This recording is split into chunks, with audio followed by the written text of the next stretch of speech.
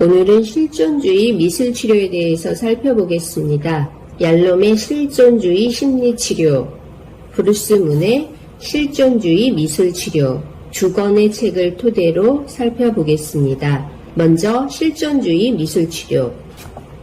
실존주의 미술치료란 미술 작업과 작품을 치료적으로 사용하면서 인간의 궁극적인 관심사인 실존에 초점을 두는 역동적인 미술치료 접근법입니다. 실존주의 작가들은 각자 고유한 관점을 가지고 있지만 그들의 문학에는 공통적인 주제가 등장합니다. 예를 들어 대부분의 실존주의자는 괴로움과 고통과 투쟁은 보편적으로 경험되며 삶의 필수적인 것이라고 믿습니다.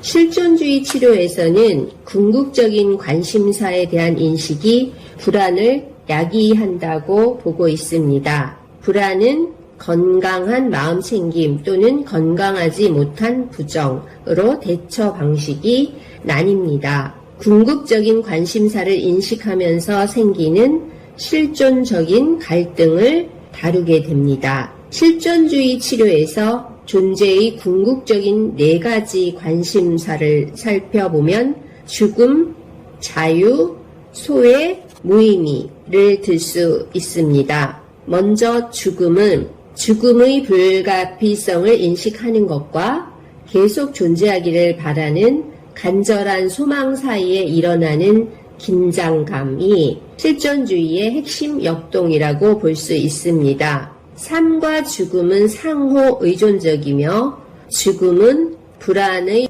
원초적인 원천이라고 볼 수 있습니다. 따라서 정신병리의 1차적인 원인이라고 보는 것이죠. 다음으로 자유.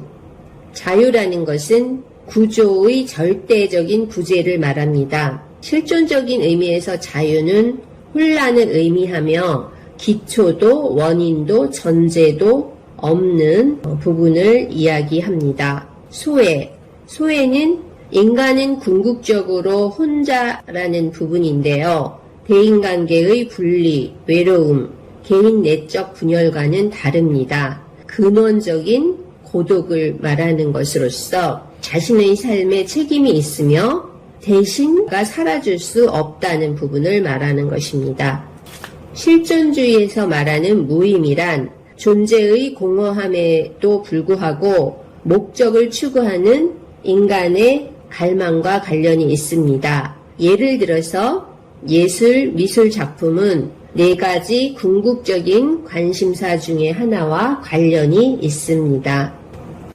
실존주의 미술치료는 존재의 관심사에 대한 인식과 표현을 촉진하고 실제로 존재하는 삶에 열정적이고 적극적으로 참여하기를 요구합니다. 인간 조건에 대한 실존주의자의 분석을 보면 극심한 괴로움의 경험이고 뚜렷한 정서적 색조와 연결된 강력한 경험이라고 볼 수 있습니다. 실존주의자는 공포, 두려움, 경외, 흥분의 양 극단을 반드시 경험하게 된다고 봅니다. 실존주의 미술치료의 핵심은 인간 존재의 궁극적 관심사에 대한 창조적 투쟁에 참여시키는 것입니다. 즉, 미술 과정이 사람들을 마음챙김 상태로 이끌고 미술 표현이 마음챙김으로 이어지고 마음챙김은 창조적 불안으로 이어지며 이는 변화와 행동으로 다시 표현을 촉진하고 나아가 마음챙김을 더욱 깊게 한다고 볼 수 있습니다. 불안에서 표현으로 다시 자각으로의 역동성은 순환적이고 상호적입니다.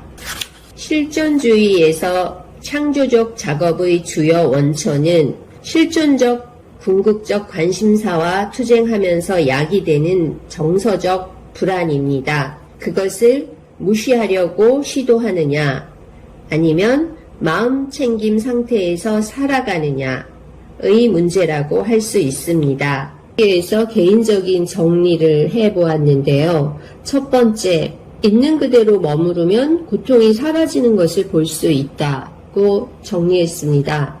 두 번째, 갖게 되는 질문이 있었는데요. 상실, 유기 등 심한 고통을 경험한 청소년은 실존적인 고민을 빨리 시작한다고 볼 수 있나? 또는 문제 자체가 실존적인 고민과 닮아 있나?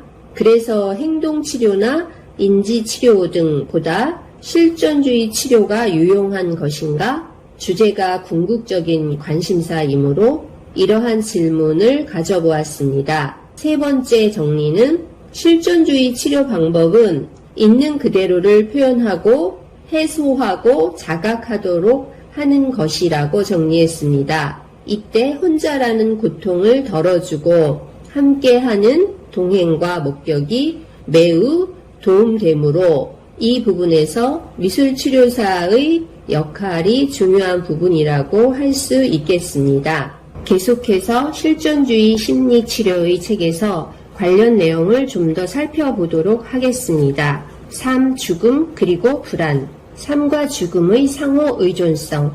하이데거는 이 세상에 존재하는 양식은 두 가지라고 했습니다. 존재를 망각하고 있는 상태이거나 존재로 가득 찬 상태입니다. 먼저 사람이 존재를 망각한 상태에서 사는 것은 물질의 세계에 사는 것입니다. 매일 생활의 유희 속에 자신을 몰두시키는 것으로서 차원이 낮아지고 쓸모없는 정답에 빨려 들어가며 자신을 상실하는 것입니다. 물질의 길에 자신을 포로화시키는 것으로서 일반적으로 사람은 이 첫 번째 형태에 살고 있다고 하였습니다. 하이데거는 이것을 비근거적이라고 불렀는데요. 자신이 주인공임을 자각하지 못하고 선택을 피하며 안락하게 지내는 것입니다. 두 번째로 존재로 가득한 상태가 있는데요. 이는 물질의 길에 감탄하는 것이 아니라 그것이 존재하는 것에 대하여